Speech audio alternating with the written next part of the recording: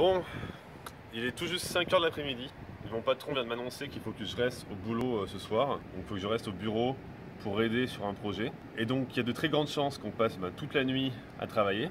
Donc ça c'est une part intégrante du travail en Corée du Sud. Donc c'est vrai que quand on vient de la France, où faire 2 heures supplémentaires c'est complètement impensable, passer une nuit au bureau ça peut choquer. Alors c'est vrai que moi du coup ça fait bientôt 4 ans que je bosse ici, donc je m'y suis fait et je compte même plus le nombre de fois où j'ai passé la nuit au bureau. Et c'est donc ça qui est grave, c'est que passer la nuit au bureau c'est tellement inscrit dans les mœurs que ça choque plus personne ici en fait. On passe la nuit au bureau, voilà, puis le lendemain on est complètement éclaté, on retourne bosser et y a pas de souci, c'est normal ici. Donc je vais passer ma nuit au travail et puis je vous retrouve chez moi pour parler un peu plus en détail justement de la situation du travail en Corée du Sud.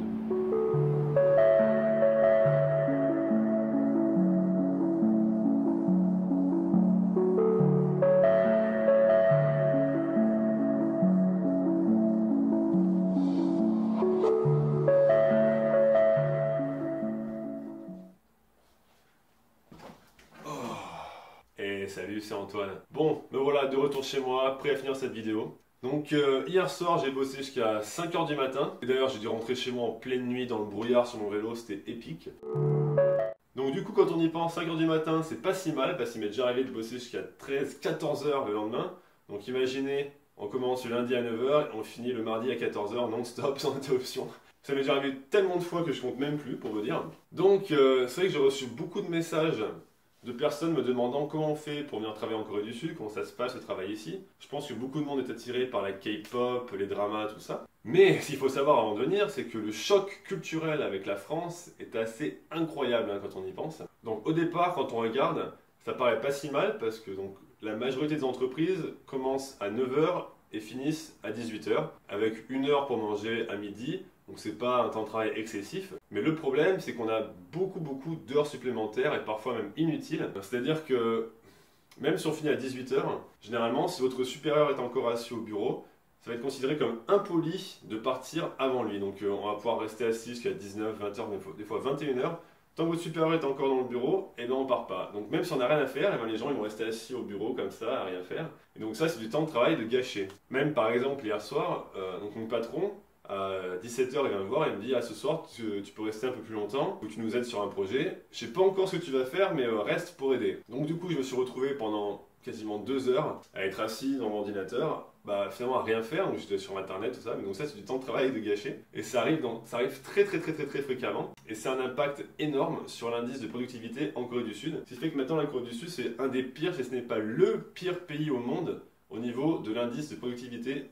Donc rapport temps passé au travail et tâches accomplies. Et également, un des problèmes qui peut survenir dans beaucoup de cas, c'est que votre patron peut vous appeler à n'importe quel moment. Donc imaginons, vous rentrez chez vous le lundi soir, êtes tranquille en train de regarder la télé, et à 23 heures le téléphone sonne, c'est votre patron qui dit « Ah oui, au fait, tu peux créer un email pour je sais pas quoi. Hein. » Et donc ça crée un espèce de stress en flux tendu comme ça. On quitte jamais vraiment son travail. C'est-à-dire qu'on va faire des heures supplémentaires jusqu'à 9 heures, on va rentrer, on est fatigué, on essaie de se poser un peu, on reçoit un coup de téléphone à 11 heures. Il y a cette espèce de conditionnement, on est constamment en train de penser au travail, et même des fois le week-end, il faut retourner bosser, parce que votre patron va dire « Ah, en fait, il y a ça à faire, voilà. » Ça peut attendre lundi, mais non, il faut que ce soit fait directement. C'est la culture du pali-pali en Corée du Sud, donc pali-pali ça veut dire vite. Donc fais ça vite, oui non mais c'est dimanche là, allez mais fais-le vite, voilà. Et on n'a pas le choix. Il faut toujours respecter son supérieur. Si on vous demande de faire quelque chose, vous vous taisez et vous le faites. Sur ce côté-là, c'est vrai qu'il y a un aspect un peu militaire sur les bureaux en Corée du Sud. Donc si votre supérieur est encore là, vous ne pouvez pas partir. Et aussi, on s'appelle toujours par son grade. Donc, imaginons, moi je suis manager, on va pas appeler Hey Antoine, on va dire Hey Antoine manager. Ou Monsieur Kim le directeur, on va pas l'appeler Bonjour Monsieur Kim, on va dire Ah Kim directeur. On a toujours parlé grade, on vous rappelle votre grade, tout ça. Donc maintenant, on va aussi parler des vacances en Corée du Sud. Donc ce qu'il faut savoir, c'est que dans la loi en Corée du Sud, les employés ont droit entre 20 et 25 jours de vacances, je suis plus très sûr, mais c'est quasiment équivalent à la France, peut-être 25 jours il me semble. Mais, parce qu'il y a toujours un mais, les entreprises sont autorisées à donc, modifier le temps alloué aux vacances, c'est-à-dire que sur les 25 jours, ils vont autoriser l'employé à prendre que 10 jours, et les 15 jours qu'ils ne peuvent pas prendre, ils vont les payer. Et donc du coup, ça fait que les employés vont se retrouver avec juste 10 jours, même des fois même 5 jours.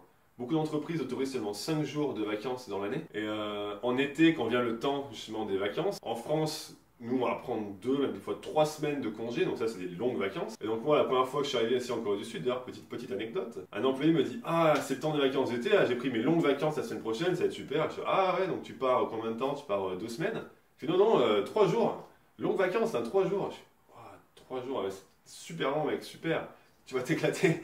Donc 3 jours plus le week-end en gros, donc ça fait 5 jours de vacances et pour eux ça c'est des longues vacances. Et également, j'ai encore jamais vu un employé qui prend une semaine complète. Ils prennent toujours au maximum 4 jours, donc même si c'est un jour férié, genre le lundi qui est férié, ils vont prendre 3 jours de plus, on va prendre 4 jours pour finir la semaine. Il faut toujours qu'ils viennent au travail. Ils peuvent pas prendre une semaine de congé complète, sinon ils finiraient par sentir mal. Donc moi imaginez en 2014 quand j'ai pris 2 semaines pour aller en France, voilà, 2 semaines, les mecs, incroyable, c'est la folie, c'était la folie quoi. Et enfin, dernier point qui peut aussi être assez choquant culturellement pour les Français, c'est ce qu'on appelle les 회식. Donc 회식, ça veut dire donc repas d'entreprise. Donc on a 회 qui vient de 회사, qui veut dire donc groupe, hein, plus ou moins. Et 식, qui dans le cas là veut dire repas. Et donc c'est dans ces repas d'entreprise, qui sont bien généralement obligatoires pour s'intégrer dans le groupe, on va se retrouver à boire avec ses collègues, et généralement boire même beaucoup trop, et même si c'est un jour de la semaine, un mercredi, ils vont s'envoyer le soju, ils vont boire de 18 jusqu'à 22 heures constamment. Même des fois après ils vont dans les karaokés tous ensemble jusqu'à 23 heures. Et ils vont finir la soirée à minuit, 1 heure. Et le lendemain matin, il faut qu'ils retournent au boulot à 9 heures avec la gueule de bois horrible. Et donc ça, généralement, si on ne va pas avec ses collègues dans le 회식, on va être vu comme un mec, voilà, lui c'est un rabat-joie, il est pas marrant, tout ça. Donc si on veut s'intégrer, généralement c'est obligé d'y aller et de boire, à montrer qu'on peut boire, tout ça. Et donc si à la base on ne boit pas d'alcool, ça peut être un peu contraignant hein, pour s'intégrer dans l'entreprise. Mais heureusement que les Coréens y pensent à tout, parce que vu que cette culture de boire tous les jours de la semaine, c'est inscrit dans les mœurs, et ben on a ce genre de petite canette ici, là,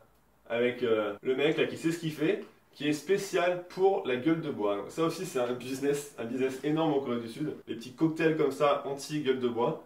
Franchement, ça fonctionne super bien. Je vous conseille, si un jour vous venez en Corée du Sud, vous prenez une bonne cuite. Le matin, vous buvez ça, vous irez très très bien. Enfin voilà, c'est à peu près tout ce que j'avais à dire sur le travail en Corée du Sud, sur mon expérience, mon ressenti aussi du travail en Corée du Sud. Et vu que j'ai l'après-midi de libre, on va aller faire un petit tour en ville. Allez, c'est parti. Première étape de l'après-midi, le magasin de vélo.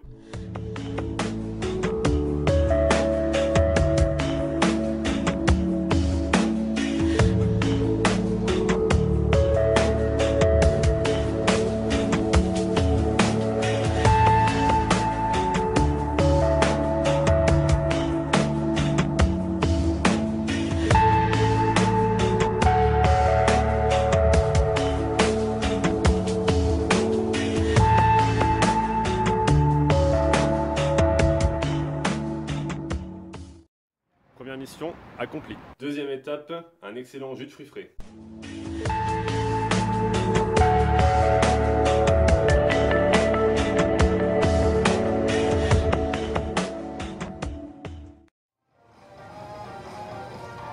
Deuxième étape réussie.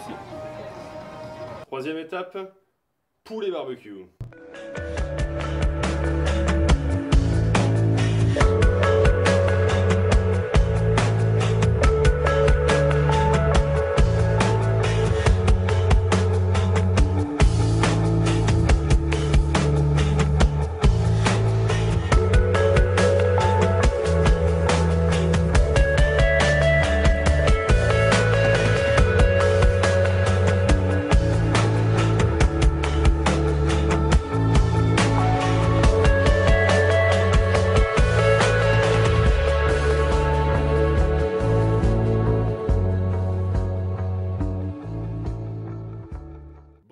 Me voilà de retour chez moi. J'arrive pas à croire qu'il fasse déjà nuit. L'hiver est là, franchement, c'est pas terrible. Mais bon, je vais terminer ce vlog en dégustant mon délicieux poulet barbecue. On a ici goût épicé et ici goût simplement salé. Alors, je suis un grand fan de poulet frit, mais ce poulet barbecue là, il est vraiment au top. Bon, bah allez, je vais manger ça et puis je vous dis à bientôt.